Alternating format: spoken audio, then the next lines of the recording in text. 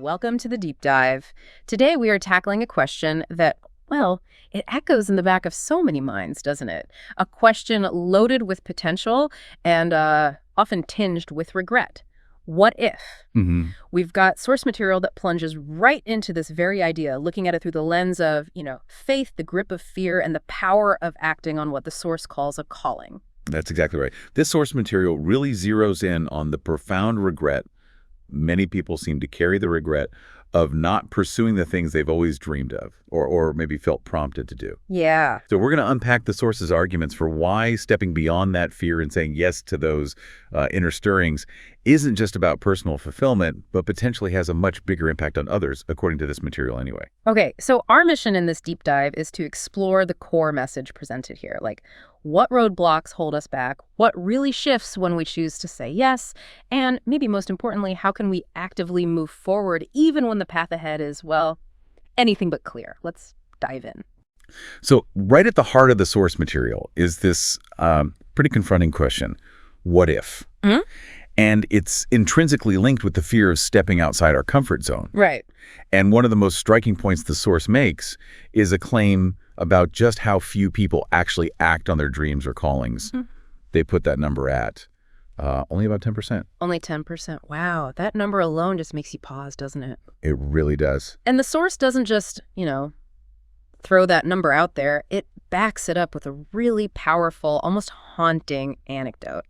It talks about interviewing people who were nearing the end of their lives. Mm-hmm. And the number one regret shared by those individuals, according to the source, it was being too afraid to pursue something they deeply wanted, something they were dreaming about. It's presented as this incredibly common, pervasive sorrow, like a life unattempted because fear won out. It is. Yeah. And the source uses that point to kind of turn the question directly back onto you, the listener. Are you living with a significant what-if question? Yeah. Is there something you feel called to, something you've maybe been too afraid to even try? Which is where the conversation really pivots, I think. The source doesn't just dwell on the regret of inaction. It shifts dramatically to exploring the immense power of saying yes. Right. Not just for your own life, but for the ripple effects they believe it can create. The speaker in the source shares his own personal journey of feeling what he describes as a divine calling. And he's very open about the fear and the sheer unknown involved when he took that first step.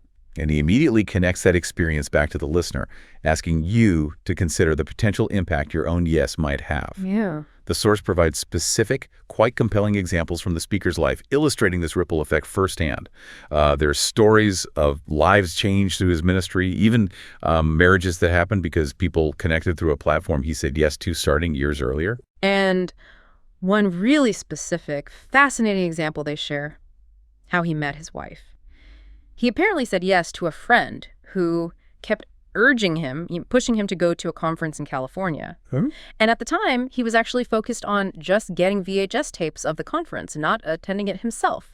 Interesting. But that single decision, that one yes to his friend's repeated invitation, completely redirected his personal life in a way he just couldn't have foreseen. And these stories really underscore the source's perspective that while, from their faith viewpoint, God's love is unconditional whether you say yes or no to a calling. Right. They argue you might never find that true deep fulfillment or satisfaction if you live outside of what they see as your intended purpose. This leads to a really interesting concept the source introduces. The idea that from their perspective, people are essentially pre-built or designed by God for a specific purpose. A bit like a tool is designed for a function, or maybe a phone is built to run apps. Exactly. And they stress that despite this inherent design or potential, we are given free will. Yeah. We get to choose whether to say yes or no to stepping into it. Okay. They use a powerful, almost poignant analogy. Those small, twisted, struggling trees you see trying to survive on the rocky, high-altitude slopes of Mount Rainier. Oh, yeah. They're trying to grow, but they're in the wrong environment, facing lack of oxygen, thin soil, that kind of thing. It's such a vivid picture, isn't it? Potential constrained by unsupportive conditions. Mm-hmm. And the source contrasts this with the possibility of flourishing, of reaching your full potential when you find what they describe as the right soil that God provides, which highlights for them the crucial need to seek guidance on your identity and the environment where you're actually meant to thrive. Now, challenging the common notion that destiny is this passive thing you just sort of wait for. Right, like it just happens to you. Exactly. The source introduces what they call actively waiting. And this isn't idleness. It's intentionally using the waiting period, the time before the big opportunity arrives, for preparation. So it's not just sitting back hoping things will happen. It's about putting in the work, right? Honing skills, gaining knowledge before the opportunity is fully realized. Precisely. The source gives examples from the speaker's own life. Apparently, he was writing sermons, reading multiple Bible translations, filling notebooks with insights long before he actually became a pastor or teacher. Wow, okay, so he was already doing the work. Yeah, and another example they offer is for someone who feels a calling to be a singer. According to this source, active waiting means taking vocal lessons now, learning instruments now, writing songs now. Got it. The core argument is that preparation is absolutely fundamental in, well, any field business, art, sports, medicine, because when the critical opportunity shows up, there just isn't time to suddenly get ready. You have to be prepared when the moment arrives. And this idea of preparation being key leads to a fascinating reframing of the concept of luck within the source material. They basically argue there's no such thing as random good fortune or lucky people in the typical sense. Right. From this source's perspective, luck is redefined simply as preparation meets opportunity. Okay, explain that. Well, they use the biblical story of David and Goliath. When David faced the giant, the source argues he wasn't just lucky that his stone hit its mark.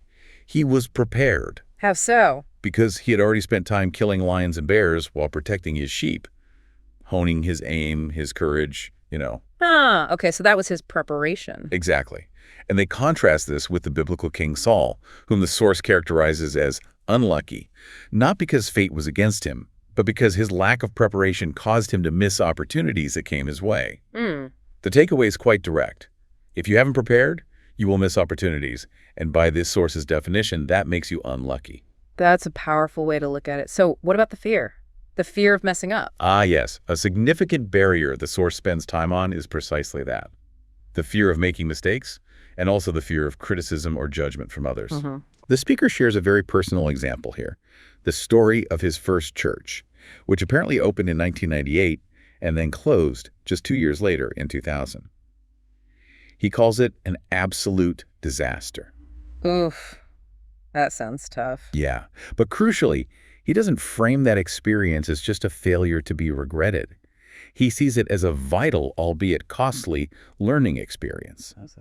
He says he learned what not to do, emphasizing that making a mistake and genuinely learning from it is presented as far more valuable than living paralyzed by the fear of what might go wrong. So better to try and learn than not try at all because you're scared? That's the message, yeah. And they also tackle the fear of judgment, worrying about what people will think, or anticipating hatred and gossip. Which is huge for a lot of people. Absolutely. The source offers a somewhat blunt perspective on this. They suggest people will find reasons to dislike you no matter what you do. Okay. And in fact, they might even hate you more if you step into your purpose and become somebody. Wow. That's direct. It is, but it's not meant to be discouraging. Rather, in the source's view, it's a reason not to let the fear of criticism stop you from pursuing what you feel called to do. Because people might talk anyway, right? Right. Don't let it be the deciding factor. Okay, so the source then uses specific biblical narratives to illustrate how even seemingly small decisions can have these enormous cascading consequences. They call them biblical what-ifs. Yeah, exactly. They ask things like, what if Ruth never followed her mother-in-law, Naomi? Would a seemingly minor decision by, well, an outsider have meant she wasn't in the genealogy of Jesus? Interesting question. Or, what if Esther hadn't dared to enter the king's court? The source argues the single brave act had implications for the fate of the entire Jewish nation. Wow. And what if Samson had stood firm? Could a life marked by incredible potential have avoided such a tragic end despite that final act of power? These are big what-ifs. They are, and of course the most significant one presented. What if Jesus hadn't gone to the cross? The source draws a direct line from these huge stories back to their core point. The greatest things are often hidden in small decisions, or what they call small yeses. Like the speaker's own story you mentioned earlier. Exactly. They circle back to his story of opening just a small prayer group, what felt like a minor step, a small yes that eventually grew into a global ministry. It really highlights the exponential potential they believe is embedded in seemingly insignificant acts of obedience. And this idea of taking that initial step, that small yes, brings us back to the concept of faith, doesn't it? The source argues that this actively waiting, this preparation for something you haven't fully seen yet, is faith in action. Yes. They present their interpretation of faith not just as a passive feeling or belief, but as something requiring a physical reaction to God's word. Either physical reaction. Yeah, they quote the biblical verse, James 2:17, which says, "Faith by itself, if it does not have works, is dead." Okay, I know that verse. How do they interpret it here? Well, the source clarifies this to mean that if you claim to have faith but take no physical step, no action based on that belief, it just remains merely a good thought in your head. True faith, in this source's view, has to be demonstrated by corresponding action. Okay, so given this emphasis on taking action based on what the source describes as divine prompting or calling, how does someone actually figure out if a thought or feeling is from God, as opposed to just, their own desires or fears? That seems crucial. It is. And the source offers a specific way they suggest you can differentiate this. They suggest that if it's truly a prompting from God, the thought or sense of direction won't just go away. It sticks around. Right. It will keep returning. And in fact, it might get heavier or more persistent, like a kind of internal nagging until you make a decision about it. Okay. Whereas if it's just a fleeting personal idea, they suggest it will likely fade over time. So that recurring kind of heavy feeling is presented as the signal from this source's perspective. That requires a response. That's the idea. And they propose quite a provocative idea here, that your breakthrough, the positive change or progress you've been hoping for might actually be waiting for you to act, not for God to do something more. Yes, exactly. They suggest that heaven might be fully ready, doors open, citing a verse like Revelation 3:8, but you are the one who has to actually walk through. So the ball's in your courts, so to speak. In a way, yes. And they identify specific types of small obedience that, according to the source, might be the very keys needed to unlock that breakthrough you're seeking. What kind of things are we talking about? Well, these are presented as sometimes difficult or counterintuitive steps. Things like prolonged fasting, or maybe giving a specific financial offering tied to a particular dream or desired breakthrough. Okay, specific actions. Or even cutting ties with specific people the source believes are hindering you or exerting a negative influence. It's these potentially costly, specific acts of obedience that the source suggests God might be waiting for you to take. Which brings us squarely to the topic of excuses and delays, I imagine. Absolutely. The source paints a really vetted picture of the daily excuses we make. They're described as building bricks of the wall that ultimately prevent us from stepping into our intended purpose. Bricks in the wall. Yeah, I could see that. And they make a sharp observation here. Delay can often be disguised as wisdom, Oh, interesting. when beneath the surface it's simply fear wearing a mask. Wow. Fear wearing a mask of wisdom. That's insightful. It is. The source argues that many people endlessly wait for more confirmation from God when, from their perspective, God is actually waiting for consecration for you to take that initial step and commit to it. Stand by it. So less waiting for signs, more taking the step you already feel prompted to take. That's the gist. They use the analogy of a GPS system. God has already given the instruction, the scripture or confirmation you needed. Like putting the destination in. Exactly. But like a GPS, he might then go silent, waiting for you to take the next turn, the specific obedient action he told you to take. The source notes that in the biblical story, Abraham apparently waited 25 years between receiving major instructions, implying it was because he hadn't fully completed the previous step God had given him. 25 years. Wow. So the source draws a stark contrast then between the cost of inaction and the potential reward of obedience. They really do. They issue a strong warning against the danger of wasting the best years of your life by not doing or preparing for what you believe you were created to do. They use the analogy of circling the same mountain repeatedly without ever actually moving past it. Just going in circles. Yeah. And they contrast living a life that feels hunted by the echoes of that question, what if, with the powerful feeling of living in the power of, I did it.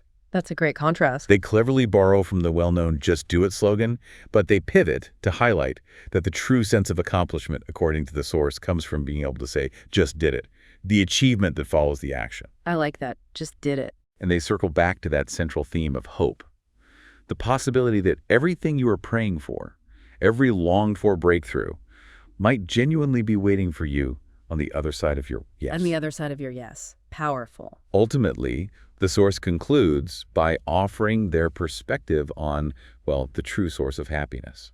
And it's not what we usually think. Apparently not entirely.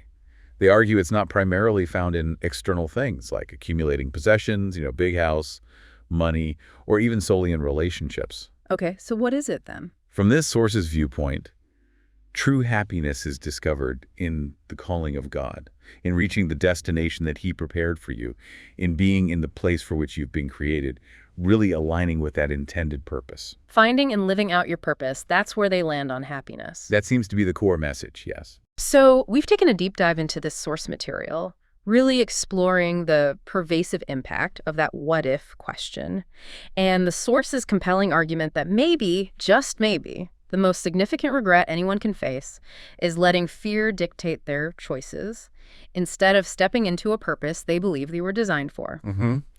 We've looked at how preparation isn't just something you do when opportunity knocks, but is presented as an active part of the journey itself. Right, the act of waiting. Exactly. And that true faith, according to this perspective, requires corresponding action. It's not passive. Indeed. And the source strongly encourages you, the listener, to pay attention to what they describe as God's promptings in your life right now. That persistent thought, that feeling of weight or calling, and consider responding to it, even if it feels like a small, maybe costly act of obedience. Which leaves us with this thought to carry forward, maybe something for you to chew on. If, as this source suggests, your breakthrough, or even just the next crucial step on your path, is truly waiting for you to make a move, not for God to do something more, what specific small yes might you be prompted to consider taking right now?